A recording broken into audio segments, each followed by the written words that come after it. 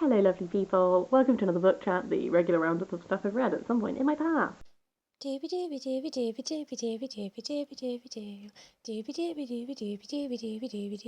Vlogs. I have a whole bunch of books to talk about. I'm just going to crack on with it. I thought I would kick things off with The Beautiful Ones by Silvia Moreno Garcia. I love this cover so much. This is my second Silvia Moreno Garcia book. The first one I read was Gods of Jade of Shadow, and I loved it. I gave it 5 stars because I just got swept up and I adored it. I picked this one up because I really like the fact that Silvia Moreno Garcia writes quite widely across genre and that kind of thing. I do like an author who just tries out a whole bunch of stuff because I'm a bit of a magpie reader, so it means that usually I can go into like different genres, but with the comfort of being like, I like this author. This was my second one, and I picked it up because Silvia Moreno Garcia said that this one is most similar in kind of like style and tone to Gods of Jade and Shadow, so I thought it would probably be a good place to go. I did not like it as much. I gave this a 3 out of 5 stars, although I did like it. I did enjoy it. This is a romance. It's set in a world that is very much like influenced by like La Belle Epoque and stuff like this. We have 3 perspectives in this. Hector is a sort of like a magician. There is magic in this world that is more in the realm of like telekinesis kind of thing, like moving things with your mind and that kind of thing. So Hector is like a performer who performs using these powers, but by this point in his life he is like a very high class performer. Like he sells out shows, he's very, very rich. He has history with a woman called Valerie, who is another one of our perspectives. They had a love affair a very long time ago, and it ended badly, and Hector is back. The other perspective in this is Nina, who is the cousin of Valerie's husband. And Nina is like, she's very young, she's a bit naive, but she also like doesn't necessarily like adhere to like all of the societal rules that are so important in this place. And essentially this starts off as Hector attempting to get revenge on Valerie by pursuing Nina. As it goes on, it develops. I think one thing is that I thought this would have more magic in it than it did, and I'm a person who enjoys books about magic more than I necessarily enjoy straightforward romance books. So I think I wanted there to be more magic in this, and that's just a me going in with expectations that don't match reality things. So I don't want to like punish the book for that because it's not the book's fault. The romance in this, it's very like sweeping, and essentially I think partly it's just that I kind of felt like I knew where the romance was going to go. I kind of knew plot-wise where we were going quite a lot. So it's one of those that I like perfectly enjoyed this. I think Silvia Moreno Garcia's writing style is very beautifully written. She has these turns of phrase that are lovely. There's a lot of imagery. I think she does imagery very well. Like a lot of the like way she painted portraits of like the clothes that people are wearing. Nina loves bugs and stuff, and all of the bugs that are described. Valerie has these very like curated greenhouses and stuff like this. So lots of the imagery felt so vivid to me, and I did think that the romance, like I did enjoy the unfolding of it. I think Valerie as a figure becomes more like quite stereotypically just a terrible person. And like she makes choices, I think, and she digs herself the hole of the fact that she had choices denied to her has turned her into quite a vindictive person who wishes to sort of put upon other people the burdens that she's had in her life and that kind of thing.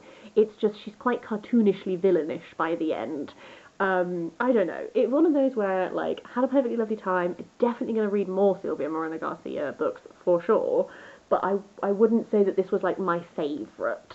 But I did enjoy it, and I'm glad to have read it. I also read on my Kindle The Kingdom of Copper by S.A. Chakraborty. This is the second book in, I don't know what this series is called. The first book is called The City of Brass. Sure, it's got a name. David Bad trilogy. I read City of Brass a number of years ago now, so I think initially it took me a little bit of time to remember. I remembered details, but I maybe should have done a reread of the first book before I dived into the second book. In this series we follow Nari. Nari grew up in Cairo in Egypt. She has been like she's been like a bit of a con artist, a little bit of a criminal, and essentially she meets this jinn called Dara, and he like she gets swept away into this world where there's like magic, there's like different creatures, and she becomes aware when actually there is more to her past than she realizes. She has a connection with this world, that kind of thing. With the second book, where we're at with the second book, this was a lot more of like political machinations kind of thing, which I enjoyed to some extent. I think the thing is this book was very long, and potentially I shot myself in the foot by not rereading the first book, because I think I did have a little bit of time readjusting to my perspectives.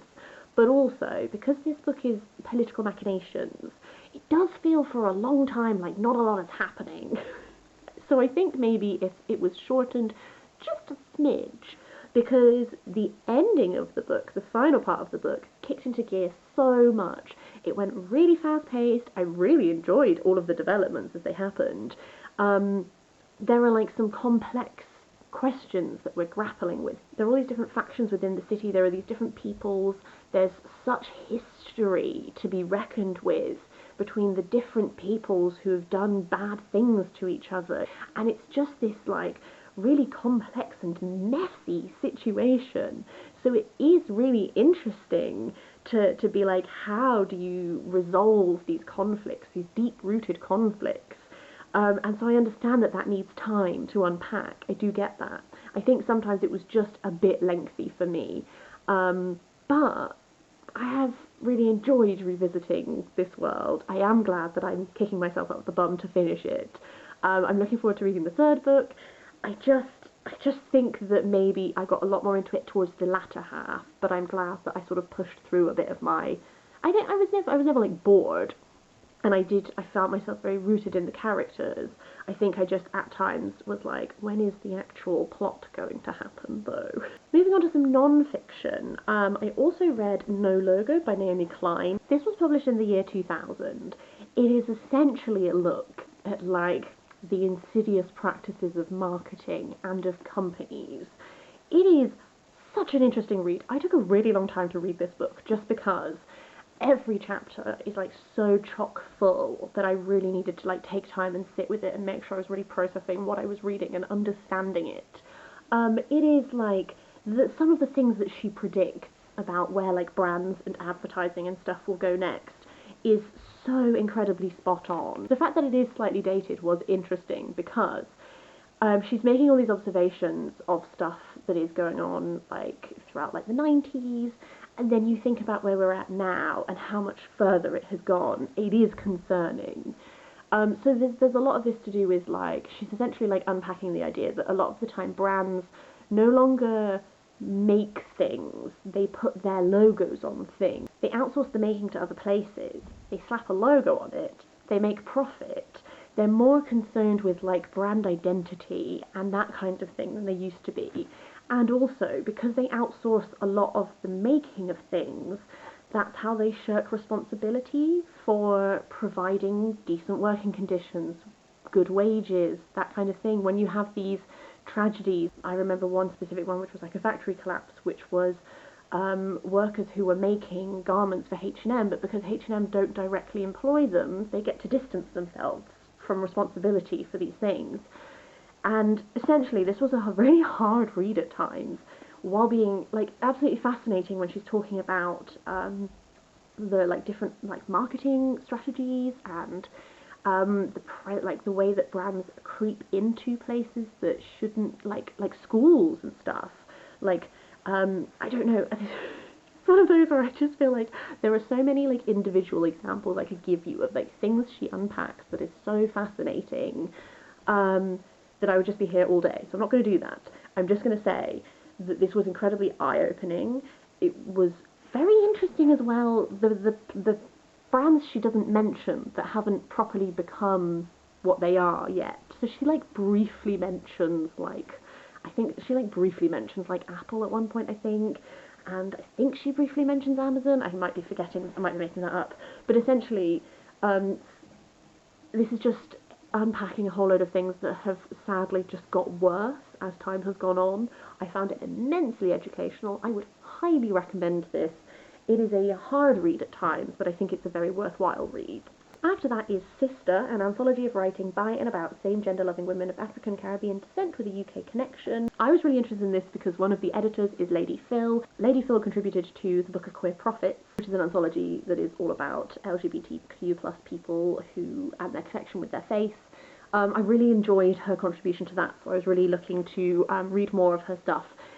She's one of the editors of this. I also particularly enjoyed her contribution to this because she talks about how she went about founding UK Black Pride, the difficulties they faced, why they felt the need to found it in the first place, all of these sorts of things. It was super fascinating. On the whole, I thought this was a really great collection. This is a combination of different genres. So there are non-fiction writings, there are short stories, there is poetry. For me as a reader, a lot of the poetry was not a style of poetry that I particularly connect to. So I think that's the thing with anthologies. I really respect what they are saying. The type of poetry is not necessarily a poetry that, on the whole, I really connected with, but I did really appreciate this whole collection. There's quite a lot of contributors, so you get to hear a whole range of voices. Some people just contributed one piece, some people contributed a bunch of pieces. I just think it was really fascinating. This is the same thing that kind of I do with a lot of these queer anthologies that I read, where I like to read them to then to get a whole range of voices, and then to see which voices I particularly connect with, and then to go off and explore those and those people and their writings and that kind of thing. So this is a collection that I would definitely recommend. One of those, again, where you get to see what are topics that seem to come up quite a lot throughout this. You know, there are so many different people contributing to this, but what are some of these threads that tie them together that are experiences that they can all connect with and that kind of thing. So yeah, a great collection, heartily recommend for sure. Finally, another non-fiction book is A Very English Deceit by Malcolm Balen, which is The South Sea Bubble and the World's First Great Financial Scandal. My partner lent me this book. When he was like, it's like financial history, I was like, oh no. Actually, this was super duper interesting. In the early years of the 18th century, the South Sea Company was formed, and essentially it was a big scam. Malcolm Balen is really taking it apart piece by piece. It's all based around the concept of moving money away from being we trade in silver, but if your silver is not pure enough, then the coin is not as worthy, and it does not have as much worth as an exact same coin that is more silver, you know? So essentially hard goods can vary in quality, and also depending on the demand they'll be worth more or less. And so there were a couple of people in this time who were came up with the concept of paper money, and initially paper money represents an equivalent amount of silver that physically exists, but then that moved towards paper money being the entirety of the money. In some ways it's valueless because it's just paper, but it has value because of how we treat it. That was fascinating in itself, these early pioneers of the concept of paper money, and then also how stuff like the South Sea Company came to be, how they hugely so corrupt, how they just essentially people made fortunes, people lost fortunes. It was so interesting. He starts every chapter as well with an excerpt or a quotation from other financial scandals from much more contemporary times, and that was really fabulous because he didn't need to explicitly sit down and be this scandal is exactly like the financial crash and the internet bubble and this kind of thing. He just had these little excerpts at the start of every chapter that were contemporary people discussing things, or examples excerpts from newspapers or interviews or stuff like this, that just made his point for him about how, even though this is 18th century, the principle is the same, the corruption is the same, the exploitation is the same, the people who are willing to throw other people under the bus in order to make a personal fortune, it's all the same. So it's really small, and it's very readable because he writes it in a narrative way. So he's taking you through it as a narrative story. But I found it really fab. So I was really pleased by this one, actually. I was surprised by how much I enjoyed it, and it's really given me a lot to think about, especially kind of reading it quite close to No Logo. I feel weirdly these two inform each other quite a lot, which was an interesting thing to think about. But yeah, those are all the books I wanted to talk about this time. I would love to hear your thoughts on any of them. Please do leave a comment down below if you have anything you'd like to share. Otherwise, I will see you next time for something different, and I hope you have a very, very lovely day.